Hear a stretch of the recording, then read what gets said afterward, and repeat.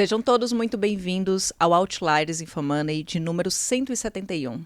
Eu sou a Clara Sodré, analista de fundos na XP, e aqui nesta bancada trazemos as principais gestoras do mercado para explicar sobre os produtos, oportunidades, teses e principalmente o que está acontecendo no atual cenário. Lembrando que você pode assistir esse e os outros episódios no YouTube da XP ou no YouTube do InfoMoney e também nas principais plataformas de áudio. Hoje nós temos aqui um episódio mais do que especial, um episódio de colecionador, não é, Fabiano?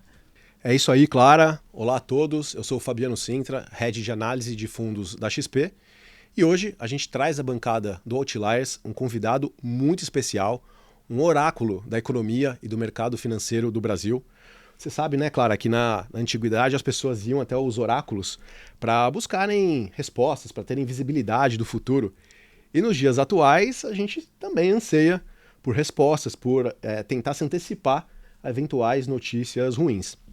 Então hoje no Outliers a gente tem a honra de ter um super convidado, em meio a um momento de mercado muito agitado, um noticiário quentíssimo, muitas incertezas, buscando aqui jogar luz nas principais temáticas que vêm povoando a mente aí dos investidores, né, Clara? Pois é, Fabiano. E sabe o que é bacana? Esse nosso convidado já esteve na bancada do Outliers, aqui nessa bancada, no episódio número 27, em maio de 2021. Recebemos hoje, com muita honra, no Outliers InfoMoney, ninguém mais, ninguém menos do que Armínio Fraga, economista, ex-presidente do Banco Central Brasileiro e sócio fundador da Gávea Investimentos. Seja muito bem-vindo. Prazer muito grande estar com vocês. É bom saber que vocês estão me chamando pela segunda vez. Então, vamos conversar. Armínio, muito obrigado pela presença no Outliers. Para começar o nosso papo, a gente está testemunhando o desdobramento do cenário global depois da pandemia. Né? Um grande evento impactou o mundo inteiro. E nós tivemos uma injeção brutal de liquidez no sistema financeiro, de forma totalmente sincronizada pelos principais bancos centrais do mundo, como uma medida de contra-choque para a pandemia. Só que agora, nos dias atuais, nós vivemos algumas consequências de tudo isso, né? Então, inflação alta, juros altos, governos muito mais endividados e, aparentemente, um princípio de uma nova ordem global, por que não? Eu queria te perguntar como que você enxerga a atual dinâmica da economia global, especialmente com a influência da China, com as respostas dos Estados Unidos em toda essa reorganização política e econômica. Olha, é uma pergunta essencial. E eu posso dizer aqui, eu sou curioso, leio os livros de história, eu já sou um pouco mais velho do que vocês. Eu nunca vi nada igual. Tá? Assim, na minha vida, eu tenho 68,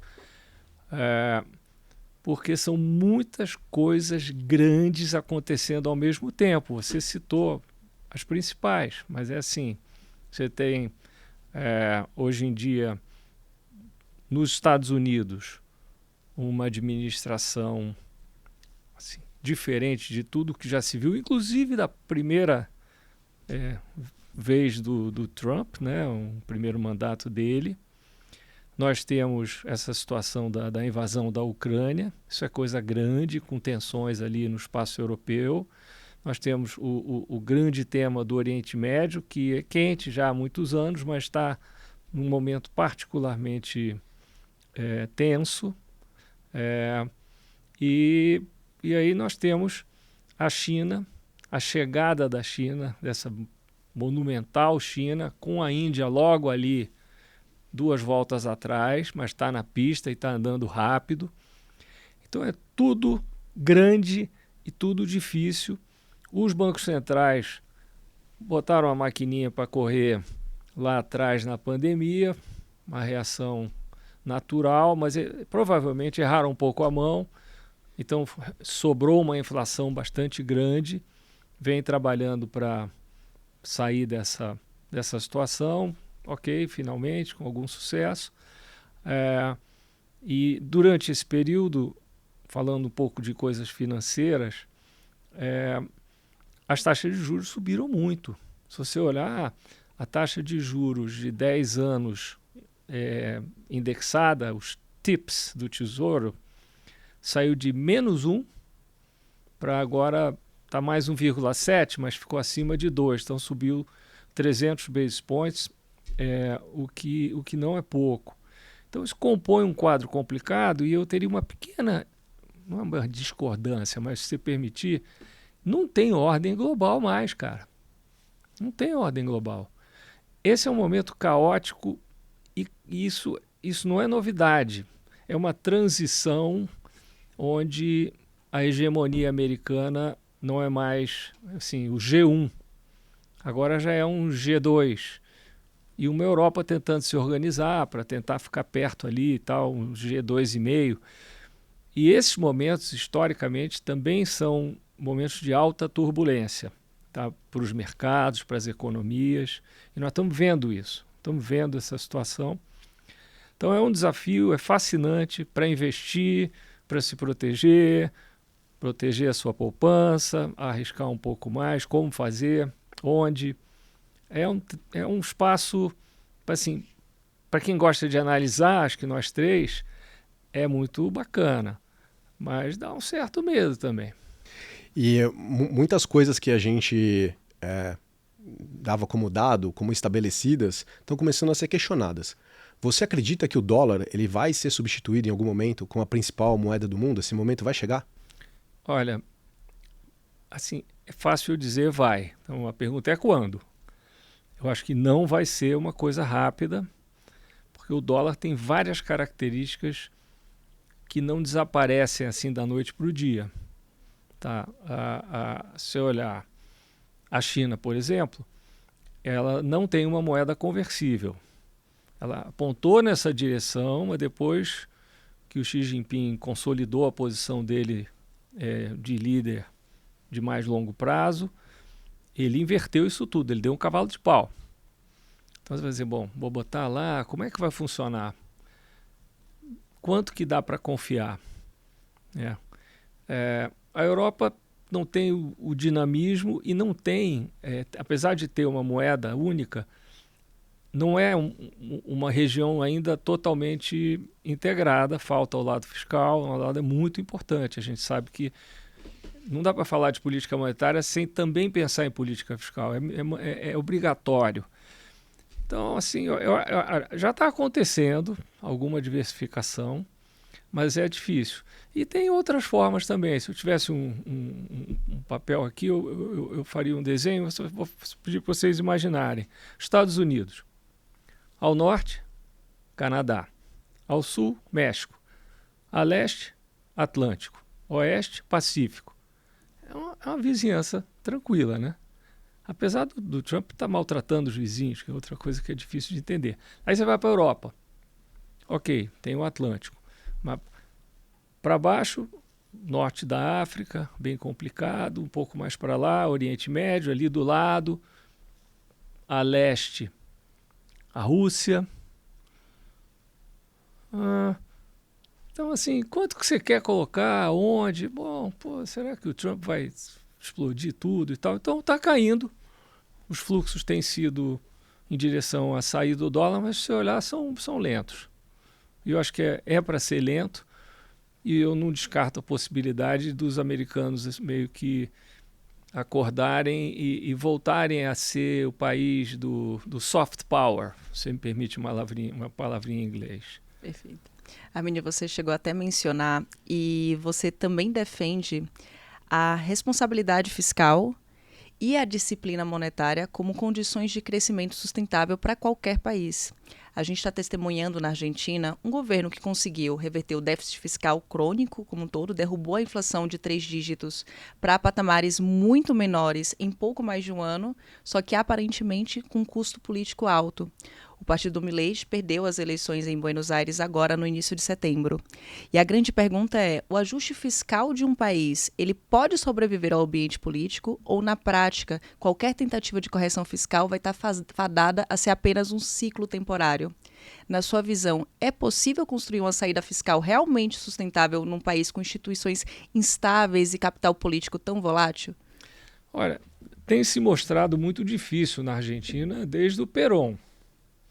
A Argentina viveu um momento bom ali na época do Menem, com o Domingo Cavallo no ministério, fez muitas reformas boas, mas depois derrapou de novo, a moeda estava casada com o dólar, aquilo explodiu. Dessa vez, o que o Milei fez foi muito impressionante, porque ele fez o ajuste. Não é que assim prometeu que vai fazer um pequeno ajuste daqui a 4 anos. Ele foi lá e fez. O ajuste, em alguns aspectos, é bem fundamentado, em outros ele é meio tosco. Ele sabe disso. Então a ideia lá provavelmente é ele é uma pessoa assim, que reza na igreja dos libertários. Então é um cara ultraliberal e tal. E, em tese, se ele conseguir superar esses obstáculos todos políticos que fazem parte da vida argentina já há quase um século, ele vai procurar fazer os ajustes necessários. Mas nesse meio tempo ele está debaixo de muita pressão, como você colocou. Teve essa situação agora que foi um revés. Acreditava-se que ele poderia ganhar. Então, assim, respondendo diretamente, não tem nada que seja blindado se o mundo político resolver não se organizar, não se comportar, tal. É um momento muito importante esse que a Argentina está vivendo. Com o Macri, que foi o anterior, que também gerou expectativas e era um presidente assim, que comandava a respeito, eles tiveram tanto dinheiro entrando que eu acho que eles meio que se embebedaram um pouco. E também a mesma coisa. Então, eu tenho que ver se o Milei não só quer, eu acho que ele quer, mas se ele consegue. Essa é a sua pergunta. Eu não consigo falar com muita segurança. Eu torço que dê certo, eu torço muito para que aquilo dê certo. Eu não vejo no Milei um cara de extrema direita, meio fascista, eu não vejo nada disso.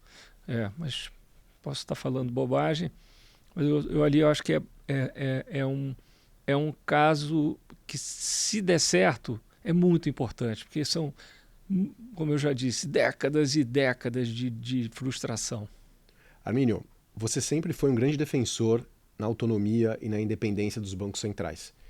E a gente tem visto recentemente uma crescente onda de pressão política dos governos sobre seus respectivos bancos centrais, muitas vezes para afrouxarem as políticas monetárias na marra. Nos Estados Unidos, por exemplo, teve a demissão de uma dirigente do Fed, a Lisa Cook, e uma cobrança pública, né? Tweets incisivos do presidente Trump para o início imediato do ciclo de corte de juros. Nesse mundo, com cada vez mais populismo fiscal, a independência dos bancos centrais, ela está sob ameaça? Eu creio que sim, por algumas razões. Não vou me alongar muito. A primeira é que, às vezes, eu fico com a impressão que o resultado desse experimento com bancos centrais independentes, metas de inflação, as metas nos Estados Unidos, na Europa, no Japão, no Canadá, na China também, todas com inflação ali 2%, um pouquinho menos, um pouquinho mais, uma convergência extraordinária. E eu acho que é muito fácil, muito conveniente, sobretudo por um político que tem uma veia populista, dizer, não, isso aqui já é um dado e agora eu posso aproveitar um pouco aqui, fazer aqui o que eu quero, o que eu gosto e tal. Agora, tem um outro fator, tem talvez mais dois, que é assim, em função disso, muita coisa começou a cair no colo dos bancos centrais. Tipicamente os bancos centrais têm burocracias, staffs competentes, e de fato o nosso é extraordinário, mas não é o único. Então, de repente, a ideia de que os bancos centrais podem fazer tudo, a meu ver, parece equivocada e perigosa. E isso também está causando um pouco de estresse. E tem essa outra visão assim, de que, na verdade, a relação de força, na realidade, ela é a seguinte: o Banco Central é tão bom quanto a sua política fiscal, mas eles podem inverter. dizer assim, ó, pô, baixa o juro aí que vai ser bom, vai economizar dinheiro, você vai economizar bilhões e bilhões se cortar o juro em 100 basis points e tal. Uma consequência disso tudo é que, curiosamente, fica mais difícil para o Banco Central trabalhar. E provavelmente cria um prêmio de risco, aumenta as taxas, ao invés de diminuir no fim da linha. Enfim, então eu acho que sim, tem uma tensão enorme e é parte desse quadro meio de desordem em vez de ordem. Perfeito. Arminio, hoje estamos próximos de uma transição no comando do Banco Central e em outras oportunidades você já alertou para o risco de um fiasco político, caso a escolha comprometa a credibilidade da instituição. Na sua visão, o que deveria ser prioridade para blindar a política monetária de pressões políticas em um ambiente em que o próprio governo pressiona para ter juros mais baixos, sem uma contrapartida fiscal muito consistente? Eu acho que esse jogo de forças só atrapalha. Então é preciso ter uma visão de muito curto prazo para embarcar nessa canoa. Mas às vezes a tentação é muito grande. E infelizmente isso é da história das nações, da história do dinheiro. Então acho que agora aqui é uma questão de ver se as instituições se sustentam, né? Lá nos Estados Unidos eles estão construindo a tese de que o presidente da República pode demitir funcionários do Banco Central sem real justa causa. Eles inventaram alguma coisa com a Lisa Cook, que eu espero que não seja verdade, creio até que não é. E isso é o que está, essa é a bola do dia aí, né, da semana e tal. Mas eu espero que as instituições resistam, porque esse sistema deu muito certo. Muito certo. Vai mexer, sabe? Como é que você avalia o trabalho do Banco Central nos últimos anos? Você foi presidente do Banco Central entre 1999 e 2022 e o que você teria feito de diferente em tudo que aconteceu do cenário macro nos últimos anos, impactando na economia brasileira? O Banco Central não teria mexido muito, não. Porque eu acho que o que o Banco Central faz na prática, uma revelação aqui, é assim, quando a inflação está acima da meta e está subindo, o Banco Central aperta, quando está abaixo da meta caindo, ele afrouxa. Mais ou menos isso. Tem bastante ciência e tudo mais, mas na base é isso.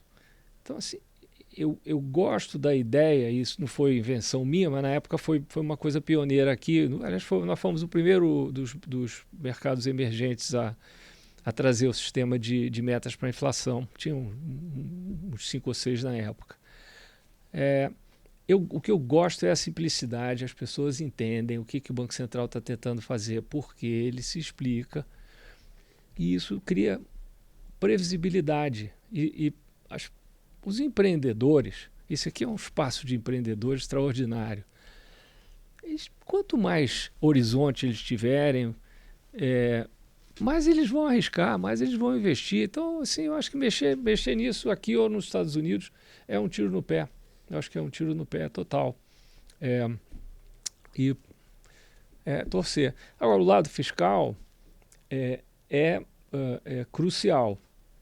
E em vários países do mundo, essa disciplina foi abandonada, inclusive aqui. O Brasil tem aí um arcabouço, mas é modesto. O Brasil tem uma taxa de juros muito alta, assim, os sinais vitais aqui do paciente Brasil, de curto prazo, são até bons, porque a economia está crescendo, né? São mais 2 anos e meio de crescimento, mas o termômetro dos juros está dizendo, olha, gente, cuidado, esse paciente aí está péssimo, ele tem um problema sério que ainda não se desenvolveu. Daria tempo para segurar. E o problema é a taxa de juros. A grande aberração aqui do Brasil sempre foi o juro. Em grande parte por isso. O país além da despoupança do governo, o Brasil, em geral, poupa pouco. Então, aqui não é um espaço onde você pode ter juros hiper baixos. Hoje em dia você tem na China, né? A China tem juros bem mais baixos que os Estados Unidos hoje em dia, né? Então, aqui o fiscal é um problemaço. Eu acho que nos Estados Unidos também, só que eles podem aguentar mais e eles não estão pagando esse juro, estão pagando um juro mais alto, mas não tão alto quanto o nosso, né? Você ter uma NTN-B de 20 anos pagando 7,5%, você diz assim, não é possível, isso não vai acontecer. Alguma coisa vai ter que mudar. O que é, a gente não sabe. Alguns dos cenários são ruins, vai ter inflação, sabe? Então a gente está brincando com fogo. Em algum momento, espero que nos próximos 2 anos, vai ser necessário pensar em respostas à altura. Coisa grande. Eu acho que a gente está fazendo muito menos do que o necessário, mas isso daí não vai resolver. Nós vamos ter que mexer na Previdência, vamos ter que fazer reforma do Estado, vamos ter que repensar um monte de subsídios. Inclusive, eu acho que vai ter que ser um ajuste maior do que o necessário para fazer a dívida parar de crescer, ou de preferência até cair um pouco, porque eu acho que as prioridades do Estado brasileiro também estão muito mal paradas. Então nós estamos falando de um trabalho aí hercúleo. São problemas complexos e conhecidos de longa data aqui no Brasil, né? De fato, a gente tem nova eleição no Brasil no ano que vem. Há 8 anos atrás, pelo menos, a grande temática pré-eleição era a reforma da Previdência, né? Já nesse ano pré-eleitoral, acho que o tema da vez se ampliou, como você bem colocou, é o déficit fiscal crescente. Você falou sobre as reformas, né? Para você, quais são as reformas mais urgentes no Brasil hoje? E olhando agora para 2026, como que anda a sua fé, Armínio, em um governo com real habilidade, com coragem para conseguir endereçar tudo que precisa ser feito no Brasil? Eu não creio que seja uma questão de fé ou de coragem, mas talvez de falta de realismo, de um diagnóstico às vezes equivocado, e muito curto-prazismo. Mas a sua resposta, que é a pergunta que tem que ser respondida, ela tem que sair da economia também. Tá? Então, sim, eu acho que é preciso uma reforma fiscal profunda que cuide das questões ligadas ao gasto, que são essas que a gente já citou, não preciso ficar repetindo. Precisa, para gerar um pouco mais de espaço, inclusive para aumentar o investimento. Se você olha só que coisa, eu não vou falar muito de números não, mas umzinho eu acho que pode ser interessante. Há 30 anos atrás, 30, 40 anos atrás, o gasto público total no Brasil, primário sem juros, tá? Era assim 1/4 do PIB, 25% do PIB. Hoje ele é 34% do PIB, aproximadamente, 33, 34. Então ele subiu, vamos dizer, 9 pontos do PIB. Aí pergunta para vocês, quanto disso é investimento público? Assim, eu sou um liberal, acredito que o grosso do investimento tem que ser privado, mas tem muita coisa que o Estado faz, por várias razões. Então, o investimento público, sem contar estatais, chegou a 5% do PIB e caiu. Ou seja, o gasto foi de 25% para 34%, e embutido no gasto estão os investimentos públicos, e os investimentos públicos caíram. Então tem um problema de prioridade. É preciso investir em infraestrutura. O Brasil é um país tremendamente desigual. Eu acredito em igualdade de oportunidade. Não tem aqui. Então algum investimento vai ter. Não quer dizer que, por exemplo, tudo na educação ou tudo na saúde é o governo que faz, mas o custeio, dado o extremo grau de desigualdade que a gente tem, uma boa parte vai ser público. Então isso, assim, o quadro econômico passa por aí, mas eu acho que a gente vai ter que ir além. O Brasil tem um problema sério de segurança, um problema tremendo de crime organizado, Nós estamos vendo aí agora as coisas aparecendo mais, mas a gente já está cansado de saber. Isso hoje virou um negócio quase que multinacional. A questão da corrupção precisa ser encarada. Tem a ver com captura do Estado, essas palavras mais assim elegantes que eu próprio uso, mas em última instância são formas de corrupção. Isso apodrece a moral do país, e eu não sou um cara que fica aqui fazendo discurso moralista, sou um cara ultraliberal. Mas a gente precisa ter na coisa pública um cuidado muito especial. Não estou falando de nada, nenhum assunto privado. E isso é um problema muito sério. O Brasil precisa completar a abertura da sua economia. Isso é algo que também precisa de um certo tempo, alguns anos, 5 anos, 8 anos, mas tem que acontecer, é do nosso interesse. Então tem toda uma agenda. Agora, eu acho, olhando para isso tudo, agora vem talvez uma surpresa, eu espero. Eu acho que a gente tem muito espaço para melhorar. Muito. Então, se botar as coisas indo na direção certa,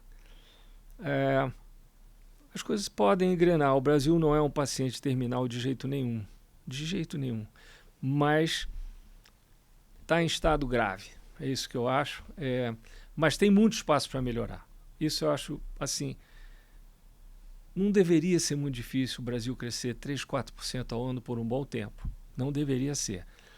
Mas decisões importantes, essas sim, acho que corajosas, vão ter que ser tomadas. Só que o que eu acho que o pessoal não leva em conta, talvez na área política, não vamos fazer austeridade. Que austeridade, cara? Que austeridade? O gasto público foi de 25% para 34% do PIB. Não teve austeridade aqui nunca. E aí estamos pagando esse juro. Eu acho que o mercado reagiria de uma maneira espetacular se as coisas se direcionarem na direção certa. Não preciso falar para vocês, o mercado funciona no gerúndio. Então, se as coisas começarem a melhorar e aquela sensação boa de que elas estão melhorando o gerúndio, o mercado vai responder, os ativos vão se valorizar, o gasto das empresas, o investimento, sobretudo, vai subir. O Brasil pode se engatar no trem da produtividade global, tem muito espaço para a gente fazer isso. Estamos no mundo agora de inteligência artificial, um monte de coisas. O Brasil não precisa repetir os erros dos outros, nem os seus próprios. A gente vive repetindo o erro também, né? Então, assim, eu tenho ainda alguma reserva de otimismo bem fundamentada pelo lado econômico, por essa razão.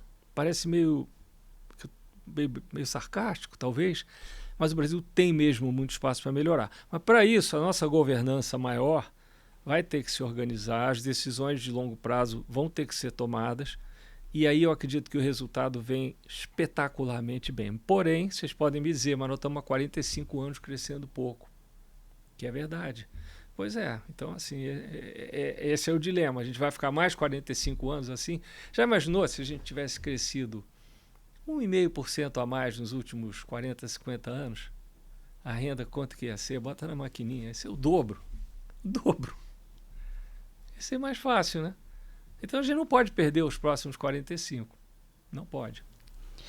Bacana de ouvir você falar sobre essas oportunidades que temos aqui no território brasileiro para investimentos, trazer até um pouco mais de amplitude para tudo que está acontecendo no cenário macro global. Neste ano tivemos os tarifaços do Trump e a grande pergunta é o quanto os mercados emergentes podem se beneficiar ou esse ataque ao BRICS que a gente também está acompanhando faz parte desse jogo, dessa dinâmica como um todo. E aí a grande pergunta é, o nosso cenário eleitoral, ele pode de alguma forma impedir investimentos de vir para o Brasil em um contexto como esse de realocação de fluxo global? Pode. Hoje o Brasil ainda atrai, mas pela razão errada, que é esse juro, né? O juro real de 10% no curto prazo, segura o dinheiro aqui. Então a gente tem que atrair mais capital de longo prazo, mais ideias, mais gente também. Isso tem sido difícil, mas eu considero que isso está ao nosso alcance, a despeito das evidências aí enfim, que volta e meia eu meio que caio na real e digo assim, nossa, isso aí não vai ser muito fácil. Mas também, se fosse fácil, já tinha sido feito, né? Então, eu acho que na política, o Brasil tem esse centro, está polarizado, mas tem uma massa no centro, que hoje em dia a gente sabe é mais conservadora, e eu acho que está meio, assim, no momento, vivendo ali meio no curto prazo, mas que tem instinto de sobrevivência. Ninguém é bobo. Então, acho que se for possível trazer esse centro e dar a ele responsabilidade, em qualquer composição, eu não me arrisco a dizer o que eu acho que pode ser possível, e muito menos a fulanizar, mas se for possível trazer mais peso em cima de ideias que não precisam reinventar a roda, eu acho que nós vamos ver o Congresso reagir e viabilizar várias dessas reformas. E prova disso é que várias já aconteceram. Foi feita uma reforma trabalhista importante. Foi feita uma reforma da Previdência importante. Foram as reformas perfeitas para tudo? Isso não existe em lugar nenhum. Os desafios mudam, né? Isso tudo, mas foram boas reformas. Reforma tributária, criação do IVA, né, no imposto sobre o consumo, eliminando um caos tributário. Tinham 27 códigos de ICMS no Brasil, impossível. O Brasil não é ainda, porque isso não tá ainda em vigor. O Brasil não é só um país que não é integrado ao resto do mundo. O Brasil não é integrado a si próprio. Tá? E parte é isso, parte é a infraestrutura. Então, várias reformas foram aprovadas. Tá? Agora, a independência do Banco Central também, coisa boa. Lá atrás aprovaram a independência da CVM. Agora a CVM está meio morrendo de inanição, mas avançou-se muito. Então tem esses espaços aí para se trabalhar. Eu não sei o que vai acontecer, porque se ficar uma coisa hiperpolarizada, hiperpopulista, curto-prazista, eu acho que a gente vai afundar. Esse meu discurso assim, que reserva algum espaço para o otimismo, ele não pode esconder o outro lado. O outro lado é horrível, horrível. A gente está frágil. Tá? Então, assim, as escolhas são essas. Todos esses pontos complexos, essas lições de casa pendentes no Brasil, elas de alguma forma refletem na taxa de juros. A gente está com uma taxa de juros relativamente alta. Você mencionou da taxa de juros real de 7,5%, também uma das maiores do mundo. Ao mesmo tempo, a gente vê o Banco Central fazendo o seu trabalho, uma política monetária um pouco mais restritiva, mas o fiscal muitas vezes na outra direção, totalmente antagônico. Como que você está enxergando a trajetória da inflação e dos juros no Brasil olhando para frente? Eu sei que depende de um monte de coisa. Você espera que tenha alguma normalização dessas taxas tão altas? Alguma, na medida em que eu acho que a economia tende a se desacelerar, até em função dessas taxas e dessa incerteza toda. Mas aquela queda para níveis, vamos dizer, mais civilizados, não vai vir sem o fiscal. Então, e isso que a gente tem também não dura para sempre. Então, isso que está aí vai mudar. A gente não sabe em que direção.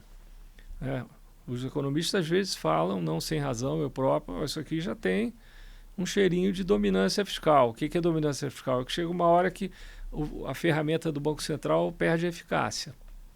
Porque você quer fugir da moeda brasileira, basicamente. Então a gente está entre aqui o abismo e, vamos dizer, até mesmo um paraíso. Porque não teve nenhum lugar do mundo que isso deu certo, né? Em que a política monetária foi restritiva, a fiscal foi expansionista e no final conseguiram azeitar a economia. Não teve, né? Não tem por que esperar que dê certo aqui no Brasil. Mas é interessante você falar que chega um determinado ponto que a política monetária começa a perder efeito, né? O fiscal ele passa a ter uma voz mais alta. Então, sem dúvida, acho que traz ainda mais urgência para endereçar o fiscal e a gente voltar a ter as ferramentas de controle monetário eficientes para a economia brasileira, né? Exatamente. Esse é o nome do jogo, é o ponto mais importante, embora não seja o único, como eu procurei mencionar, fora da área econômica tem muito problema também. Armínio, o Plano Real ele completou 30 anos. E de lá para cá, o real ele perdeu mais de 80% do seu valor perante o dólar. O que, na sua visão, você acredita que não saiu como esperado? E quais foram as lições do Plano Real que ainda não foram absorvidas como um todo pela política econômica do país? Muito boa pergunta e muito difícil. Mas eu enxergo assim, o núcleo de uma resposta, para não tomar muito tempo, é que faltou uma certa persistência naquilo que tende a funcionar.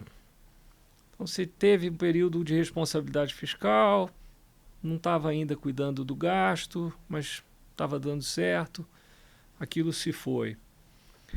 Teve uma mudança radical no desenho da economia com Fernando Henrique, onde se privatizou muita coisa, se criou as agências reguladoras, de repente as agências reguladoras, em alguns casos, deixaram muito a desejar, meio assim, cabide de emprego, coisa do gênero. A própria abertura da economia, que aconteceu mais no lado do investimento do que do lado comercial, também está parada há décadas. Então, assim, eu acho que faltou isso. O Brasil teve essa guinada de estratégia com o Fernando Henrique. Essa estratégia foi preservada pelo Lula 1, depois saiu da rota. Apareceu ali num determinado momento, sobretudo com a transição para presidente Dilma Rousseff, uma certa nostalgia para o modelo que deu errado lá atrás. Assim, mais estatizado. Chegou um momento que quase 60% do crédito no Brasil estava no balanço de bancos públicos, nada contra, mas não é tipicamente a maneira mais produtiva de se alocar o capital, né? Então, assim, é uma falta de perseverança, sabe? E misturada com certo populismo, curtoprazismo, e outras doenças dessa natureza que estão bem documentadas aí pelos nossos historiadores, cientistas políticos, né? Patrimonialismo, captura do Estado e por aí vai. Então, é uma grande lição. Faltou perseverança, faltou acreditar. Não é um modelo único, você tem espaço para ter um pêndulo ideológico, um Estado um pouco maior, um Estado um pouco menor, perfeitamente. Mas o pêndulo tem que ser curto. Não pode ser bola de demolição. Vai lá do lado, explode de um lado, vai no outro, quebra do outro. Isso não funciona, né? Do lado fiscal, a gente teve 3 exemplos recentes. Eu vivi, foi um ajuste de 4 pontos do PIB feito em 98, 99, quando nós introduzimos o sistema de metas para a inflação. A economia cresceu aquele ano e depois ficou crescendo lá 6 trimestres até vir a crise de energia. Crescendo assim 4% por trimestre anualizado.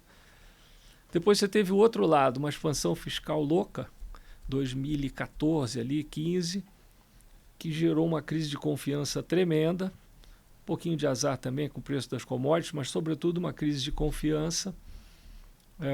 E essa expansão fiscal gerou uma recessão. Então é o oposto do modelinho assim de introdução à economia. E mais recente, com a introdução do teto, o juro foi lá embaixo também. Então, tá aí, você não precisa ficar imaginando numa planilha, não, é só olhar o que aconteceu aqui. Você foi presidente do Banco Central de 99 a 2002. Conta pra gente como que é sentar na cadeira de presidente do Banco Central. Qual foi o seu maior desafio durante esse período? O que você tirou de lição? Tá, legal. A chegada foi emocionante, porque eu já tinha acompanhado muito de perto o caso mexicano, tinha sido 4 anos antes a crise. E a inflação lá tinha chegado, acumulada em 12 meses, a mais de 50%. Então nós sabíamos que se isso acontecesse no Brasil, ia reindexar tudo e bye-bye Plano Real. Então nós sabíamos que nós tínhamos que ganhar aquela batalha rápido. Aquilo foi muito emocionante. Tão emocionante que eu estava morando nos Estados Unidos, trouxe a minha família para o Brasil. E eles falaram, não, vamos ficar aqui no Rio, porque eu não sei quanto tempo eu vou durar. Então a gente queria se estabelecer no Rio, né? E, mas, enfim, felizmente deu certo. Essa operação foi super trabalhada e tal. Mas foi, assim, muito, muito estressante. Eu não sou um cara assim, estressado por natureza, mas eu confesso que ali não foi exatamente um período de bom sono para mim, não. Depois, lá no final, também foi muito difícil. E ali porque quando eu cheguei, tinha mais 4 anos Fernando Henrique, Pedro Malan, Pedro Parente. Era assim, sabe? Era uma turma que estava num momento difícil, mas que tinha absoluta credibilidade e a coisa acabou funcionando. No final, foi mais difícil porque surgiu com a ascensão nas pesquisas do depois presidente Lula, um receio enorme que o PT fosse seguir a sua cartilha, o seu programa, e se fizesse isso ia quebrar o Brasil. Então foi um trabalho diferente, porque foi um trabalho de mostrar, de conversar. Mas olha, gente, olha aqui, o Brasil não tem razão para estar vivendo esse pânico, mas é preciso um certo comprometimento com certas coisas. Nesse caso, o presidente eleito Lula, com a importante colaboração do ministro Palocci e mais a área política toda, mostrou muito bom senso e a crise murchou. E foi assim. Mas quando nós íamos falar com as pessoas, eles diziam, pô, onde é que você vai estar 1º de janeiro? Eu vou estar em casa, né? Ele já é de pijama, né? Mas eu estou aqui, estou trabalhando, tenho a minha empresa. Era uma situação onde a coisa não estava na nossa mão, né? Então foi... Isso também tirou muito sono. Mas teve um momento que ficou claro para nós que estávamos dentro que o presidente Lula e a sua equipe iam seguir um caminho sensato e eles fizeram isso e deu certo. Depois saiu dos trilhos, mas em função disso que a gente já falou. Olhando em retrospectiva, você teria feito alguma coisa diferente? Olha, sempre tem, mas assim, coisa grande, eu acho que não. Você pode dizer lá, aquele Copom ou outro, mas o Copom se reúne todo mês ou a cada 45 dias. Dá para corrigir. Armínio, você sempre transitou bem entre o setor público e privado. Em 2010, você fez a venda da sua participação na Gávea para a JP. Em 2015, você recompra essa participação. E a grande pergunta é, como foi esse período? O que você, como investidor, pensou durante esse período? E como você enxerga hoje todo esse movimento que você fez no passado? Olha, ali foi uma tentativa de caminhar para alguma forma de sucessão. Foi uma parceria boa, funcionou conforme o combinado. Então nós desenvolvemos algumas áreas para o JP, uma área de bolsa, de crédito já estava pronta, de imobiliária, de investimentos na área imobiliária, uma área de bolsa também que nós não tínhamos. Então foi feito esse trabalho.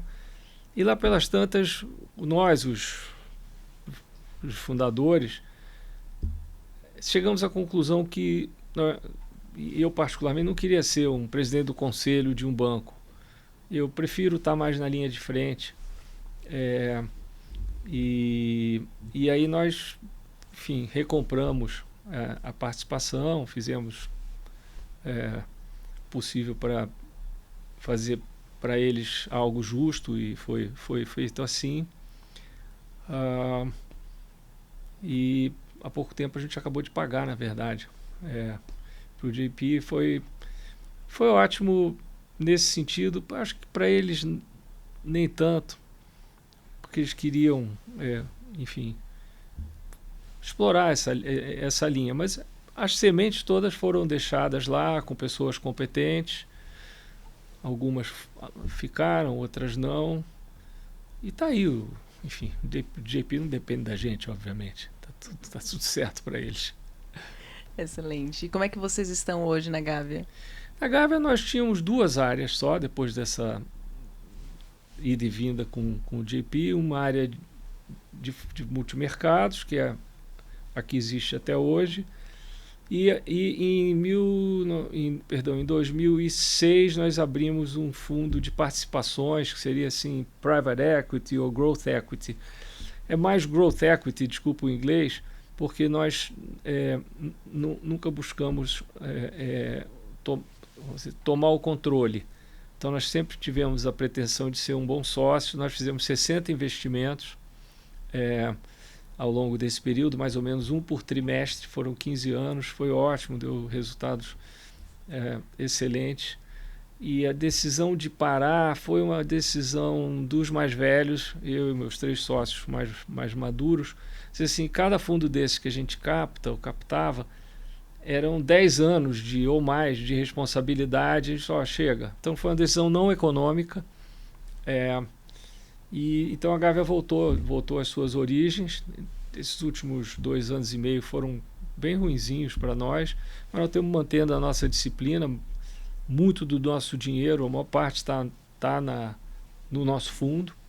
A gente gosta do que faz, e vamos seguir exatamente mas com a mesma filosofia, mas enfim, procurando corrigir e evoluir também, né? Os mercados não ficam parados, né? Então é fascinante, eu gosto muito.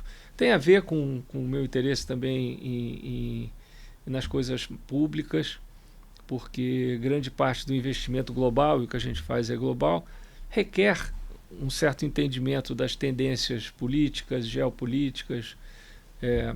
Então eu sou feliz com essa rotina. Eu não estou mais no dia a dia, mas estou muito próximo. Por acaso eu moro também para 6 quarteirões do escritório, participo dos comitês, mas não estou ali no dia a dia mais fino da gestão.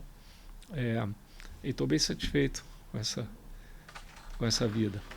Armínio, estamos indo para um bloco agora em que a gente sai do universo de mercados, gestão, olhar para as principais teses e vai para um lado um pouco mais de ponto de vista pessoal, ensinamentos de vida, coisas que você pode compartilhar aqui com a nossa audiência. É o nosso quadro chamado de Para Além da Gestão.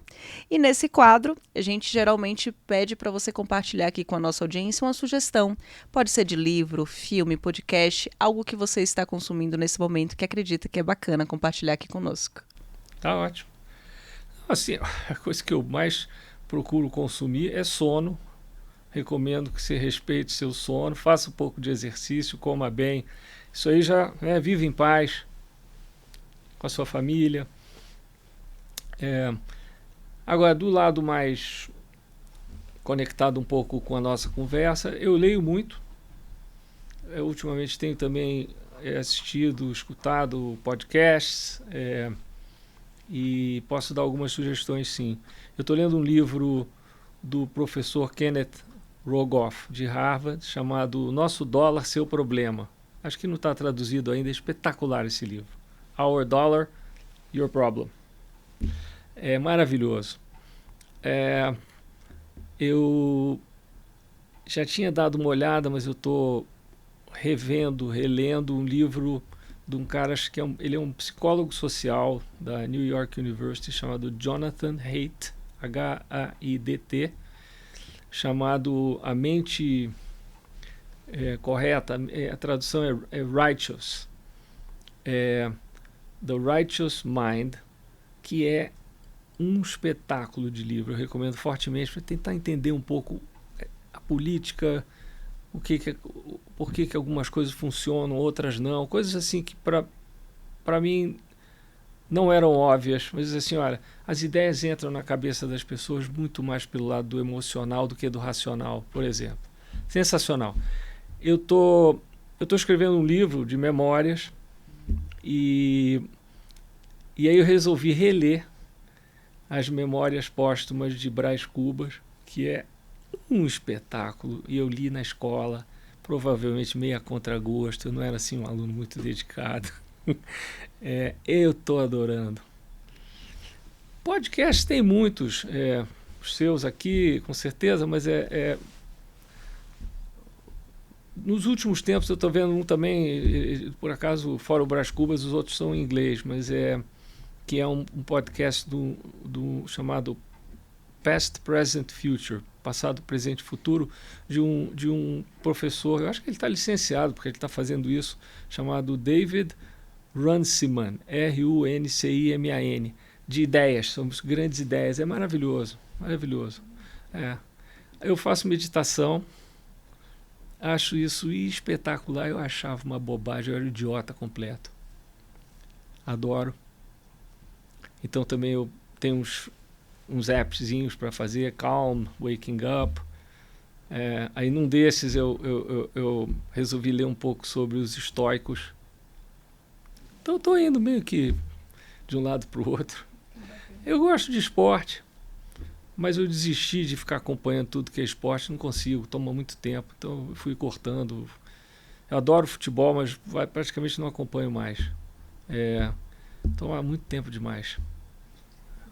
Com toda essa experiência e repertório, Arminio, se você tivesse que condensar um pedaço de sabedoria para dividir com os ouvintes aqui do Outliers, juntando a experiência pessoal, experiência no mundo público, experiência também no mundo privado, né, como cidadão, como banqueiro central, se você pudesse trazer uma sabedoria, o que você diria para as pessoas que estão nos ouvindo? Olha, eu acredito muito em trabalhar em equipe.